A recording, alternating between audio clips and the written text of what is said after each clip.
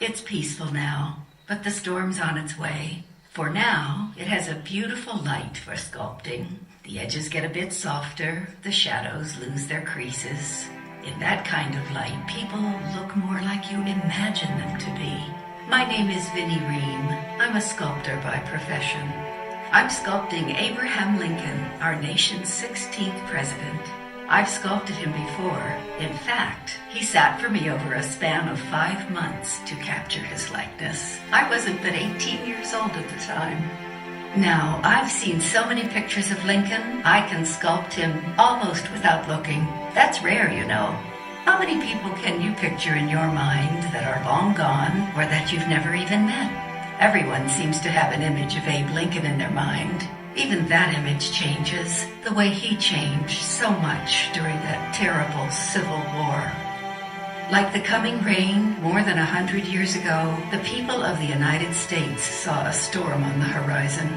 Despite our country being founded on principles of equality and freedom, it still protected the right of one man to own another. The election of 1860 brought the nation to the edge of a great cliff. Abraham Lincoln wanted to be the bridge across that gap of uncertainty and hate.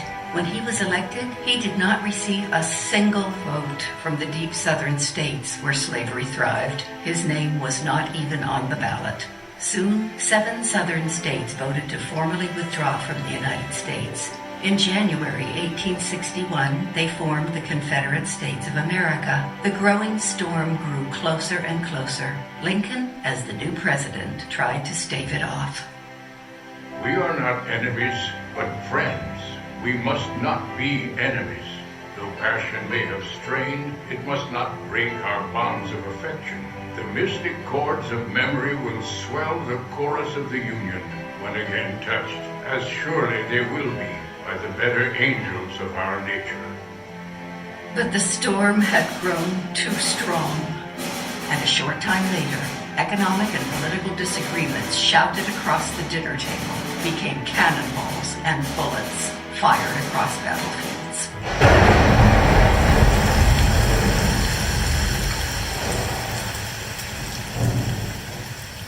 Confederate artillery fired upon the federal garrison at Fort Sumter in April 1861.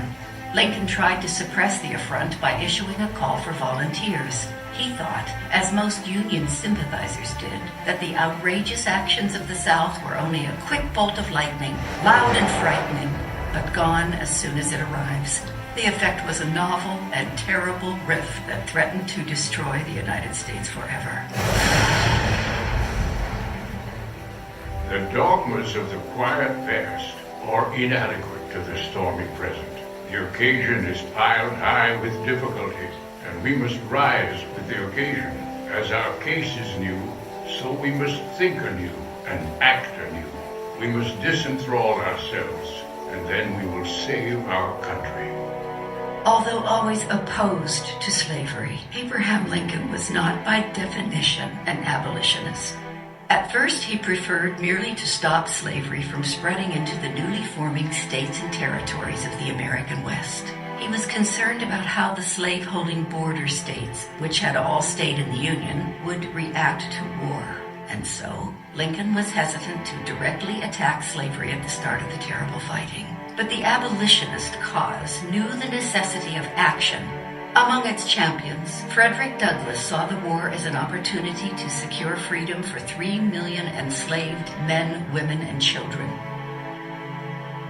If there is no struggle, there is no progress. Those who profess to favor freedom and yet appreciate agitation are men who want crops without plowing the ground. They want rain without thunder and lightning. The struggle may be a moral one, or it may be a physical one, or it may be both at once. It must be a struggle. Power concedes nothing without a demand. The Civil War began in April 1861 and ended almost precisely 4 years later. In that time, more than 700,000 Americans died on the battlefield or from the deprivations delivered by war. That is more than the deaths from all of America's other wars combined. In a nation besieged by bloodshed, the populations of entire communities could perish in a single skirmish. Little towns unfamiliar to most Americans became household names: Shiloh, Antietam, Gettysburg. More than 1 million men suffered terrible wounds, but survived. To salve these wounds, the states enlisted an army of heroic volunteer nurses. Among them, Clara Barton was called the Angel of the Battlefield. If I were to speak of war, it would not be to show you the glories of conquering armies, but the misery they strew in their tracks, and how someone must follow closely in their steps, crouching to the earth, toiling in the rain and darkness, shelterless, with no thought of pride or glory, fame or praise, or reward, hearts breaking with pity, faces bathed in tears, and hands in blood. Abraham Lincoln's resolve was steeled by the deadly price of war. He changed course and directly attacked slavery in 1863 with his Emancipation Proclamation. And for as much as the war divided the nation, its conclusion was a cornerstone for a strengthened, unified America. It was no longer a loose collection of individual states, but a country indivisible. At its heart, the wizened, careworn face of Abraham Lincoln has come to stand for every soldier, statesman, abolitionist, and nurse, North and South, and for all that terrible conflict. Even now, his face is etched in the mind of every American, in popular culture, currency, works of fine art, and more. His is the face of a nation for his time, for all times.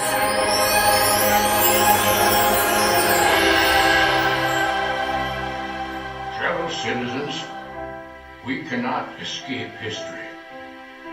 We will be remembered in spite of ourselves. The fiery trial through which we pass will light us down in honor or dishonor to the latest generation. We shall nobly save or meanly lose the last best hope of earth. On taking that sacred oath, all thoughts were anxiously directed to an impending civil war. All dreaded it. All sought to avert it. Both parties deprecated war, but one of them would make war rather than let the nation survive, and the other would accept war rather than let it perish. And the war came. As I would not be a slave, so I would not be a master. This expresses my idea of democracy.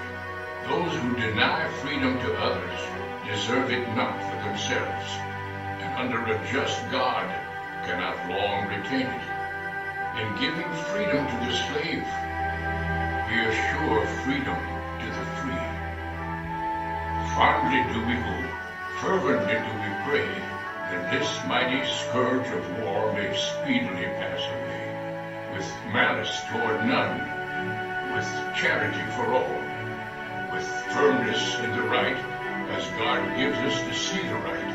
Let us strive on to finish the work we're in, to bind up the nation's wounds, to care for him who shall have borne the battle, and for his widow and his orphan, to do all which may achieve and cherish a just and lasting peace among ourselves and with all nations. Let us resolve that those heroes shall not have died in vain, that this nation, under God, shall have a new birth of freedom, and the government of the people, by the people, for the people, shall not perish from the earth. In halls of justice, in colleges and seminaries, on well-traveled roads and lonesome hills across the continent, what began a whisper is now a mighty roar. Liberty, justice, the shining face of equality. It is one face and every face. It means America, not for decades or centuries, but for the endlessly stretching dawns of all time.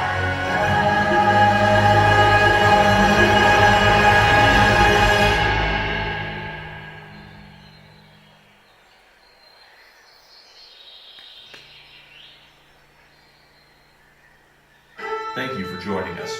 Now please gather your belongings and exit the same way you entered into the Lincoln Memorial.